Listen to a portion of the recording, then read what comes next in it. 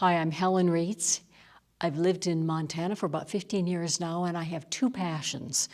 One is painting, particularly watercolor painting, in a way that very few artists do, which is vivid, realistic detail, texture that you can feel when you look at it. And my other passion is history, and particularly the history of the West. And both of those passions come together in this exhibit, which is 33 of my paintings in a theme we call Bypassed.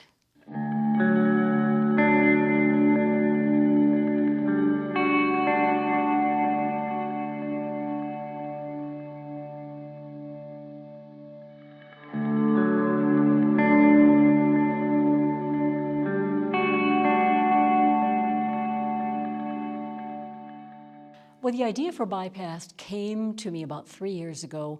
I was painting an abandoned roadside store. It had been a gas station, convenience store, something like that, and it was empty. And I asked what happened, and they said, oh, they built a bypass around the town. And I thought, bypass, that encompasses a lot of our history. All around the West, there are places that have been bypassed by changing economics, changing transportation routes, maybe changes in a family's fortune. And places that were connected with our history are abandoned and disappearing quickly. And I wanted to capture those places, but I also wanted to capture the spirit behind them, the people who came and their courage, their work ethic, their sheer resilience in the face of change, because those are qualities that I think are very important then and now.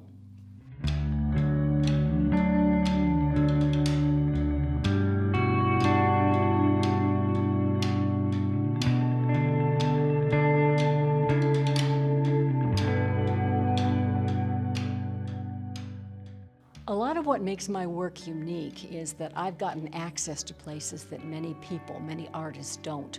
It's a matter of getting to know ranchers, so they'll let you come into their places. Many are very private. Finding out people who know something that's interesting to see.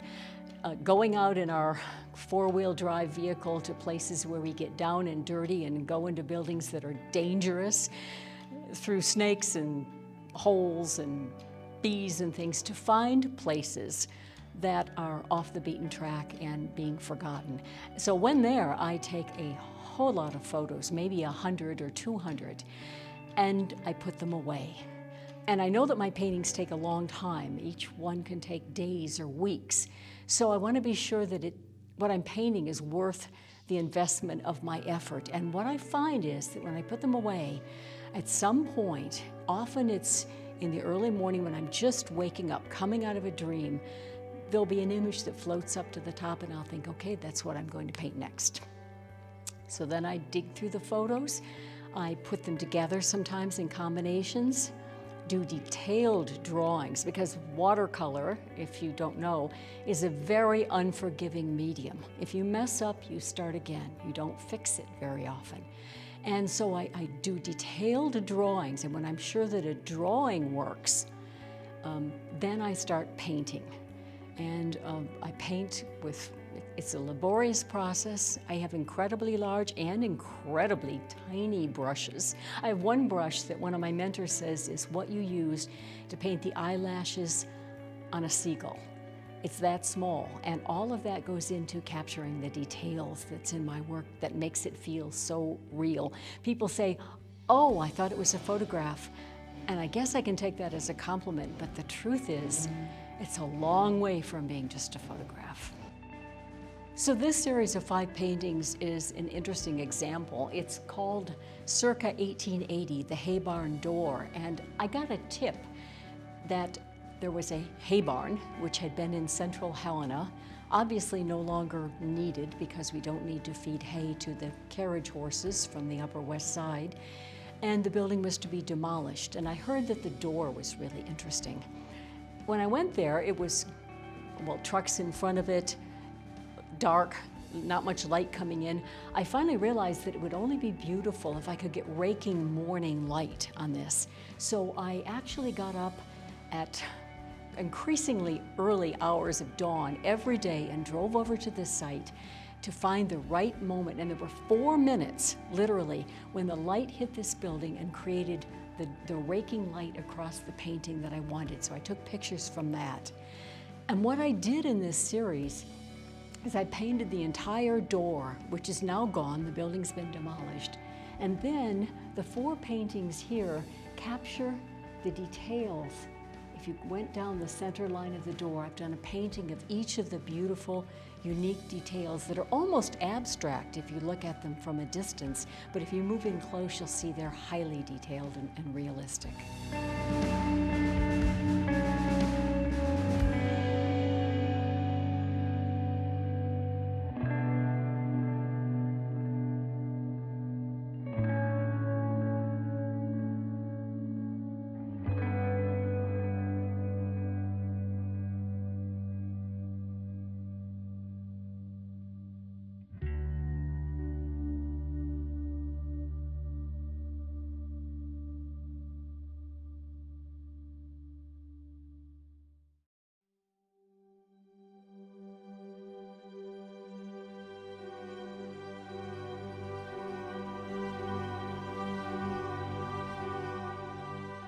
This is a house that many people will recognize. It's known as the Stone House, and it's between Helena and Three Forks, near Winston.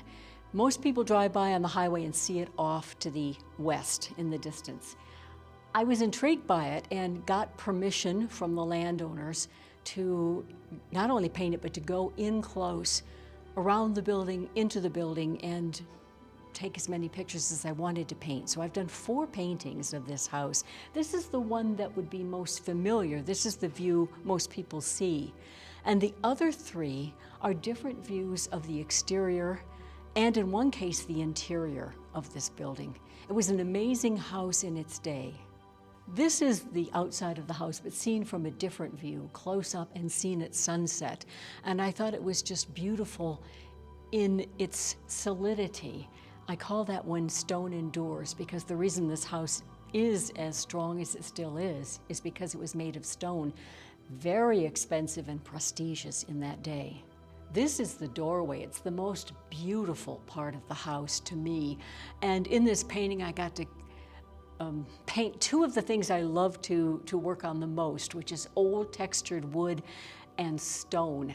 I painted each stone as an individual work here in this painting, and it really shows the beauty of the construction at that time. Many people say when they see this house, "Oh, I wish it could be restored. I'd love to live there." Well, they haven't seen the interior, which sadly is not in good repair. I went in, I actually went up to the 2nd story even, taking life in my hands, and I wanted to paint this, which is the view looking north from the bay window that people see on the north side of the building. That's what it would look like if you were in the house today looking out. It's a great view, and it must have been a magnificent room at that time.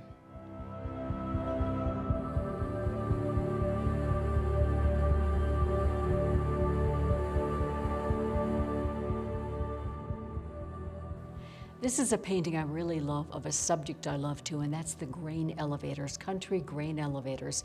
Very few people realize that there used to be elevators approximately every 16 miles on the rail line.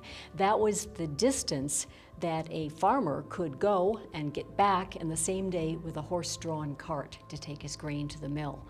And a lot of these grain elevators are obviously no longer needed because grain is trucked now and the rail lines have gone. We came across this grain elevator out in central Montana, my husband and I. A storm was building. We came from the other side and had photographed it, and it was very interesting and dramatic. But I took one last look. I said, I'm going to go on the other side. And that's when I found this magnificent view of an elevator that has literally split down the side. Its bins have fallen over, and the tracks are going off to what seems to be the infinite future or past. It's one of our disappearing prairie skyscrapers. Titles usually come to me when I paint, and this one is called We Cannot Stand Forever. It's partly because of the disappearance of these elevators and how quickly they're going and how quickly this one will go. But there's another angle that's Montana history as well. This is in a town in Montana called Comanche, not because of the Native Americans, but because of a horse named Comanche, who was the only horse in Custer's cavalry to survive the Battle of Little Bighorn. And the town was named in his honor, and to me it was a symbol of how nothing, no matter how formidable, can stand up against forces forever.